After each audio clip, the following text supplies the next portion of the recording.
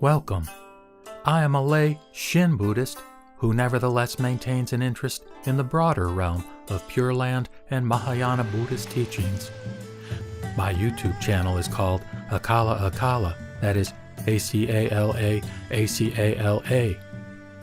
In these podcasts, I make a non-scholarly, humble, and sometimes bumbling attempt to explore a particular topic or question related to the wonderful Buddha Dharma. I hope you find them to be of interest. With that said, let us begin. So, as Pure Land Buddhists, our focus, clearly, is on Amida Buddha, also known as Amitabha, or Buddha of Infinite Light, or Amitayus, Buddha of Infinite Life. And of course, Amida Buddha is the Buddha who, when he was a bodhisattva called Dharmakara, made a vow that was the stimulus, the actual cause of the establishment of his pure land of bliss, where we will go and be reborn when we die. But let's keep in mind, too, that all the other Buddhas and Bodhisattvas, all the other cosmic deities, if you will, if you want to use that Western term, are emanations from Amida Buddha. And who is the most important of those emanations? I would say it's Avalokiteshvara, or the regarder of the cries of the world.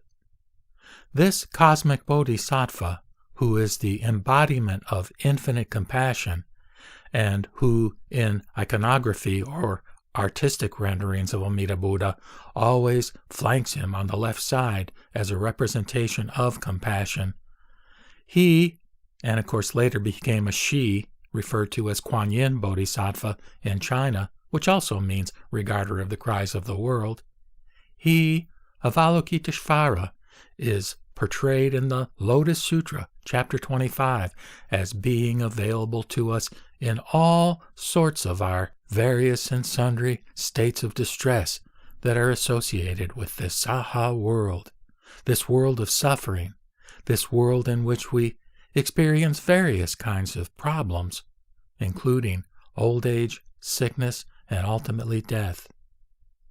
And of course, in Asian countries, at least as I understand it, this Bodhisattva Kuan Yin was revered in a much more personalized way in some sense as compared to Amida Buddha.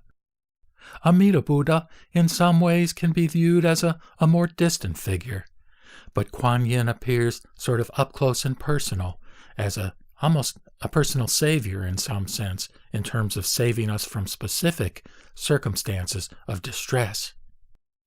Reverence toward Kuan Yin carried on from China into Japan, of course, where he/she is referred to as Canon and also is portrayed as a female figure.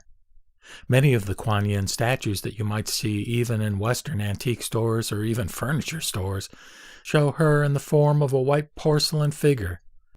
And there are several books that describe the various ways in which she is portrayed. I'm not going to get into that right now, but what I do want to get into is the fact that Kuan Yin first appears as a male figure in the Lotus Sutra, again, chapter 25. And what I'd like to do now is to share with you a sort of dramatic or even hyper-dramatic rendering of some of the excerpts from that sutra, specifically from the Threefold Lotus Sutra, published by Kosai. I hope you enjoy it, and it gives some comfort to reflect upon this wonderful cosmic figure who is available to all of us merely by bringing her name and image to mind. Namo Amida Butsu. If there be countless 100,000 myriad kotis of living beings suffering from pain and distress, who hear of the Bodhisattva regarder of the cries of the world, and with all their mind call upon his name, the Bodhisattva regarder of the cries of the world will instantly regard their cries, and all of them will be delivered. This Bodhisattva, regarder of the cries of the world, is able to make fearless those in anxiety and distress. Listen to the deeds of the cry regarder. He who hears his name and sees him and bears him unremittingly in mind will be able to end the sorrows of existence. The living, crushed and harassed, oppressed by countless pains, the cry regarder with his mystic wisdom can save such a suffering world. Perfect in supernatural powers, widely practiced in wisdom and tact.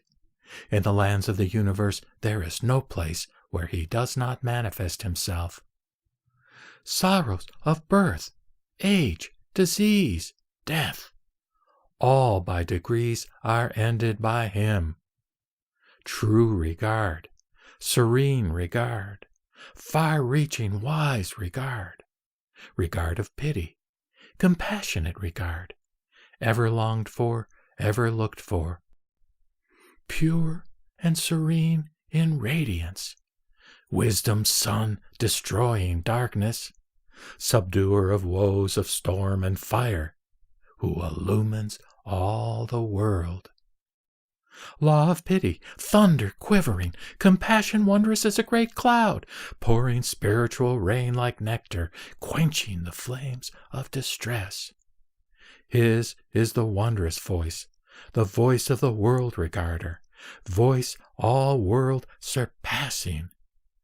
Therefore ever to be kept in mind with never a doubting thought. Regarder of the world's cries, pure and holy. In pain, distress, death, calamity, able to be a sure reliance. Perfect in all merit, with compassionate eyes beholding all. Boundless ocean of blessings, let us revere him. With that, I will sign off by reciting the Nembutsu, in gratitude for being embraced and accepted just as I am by Amida Buddha, never, never to be abandoned. Namo Amida Butsu, Namo Amida Butsu, Namo Amida Butsu.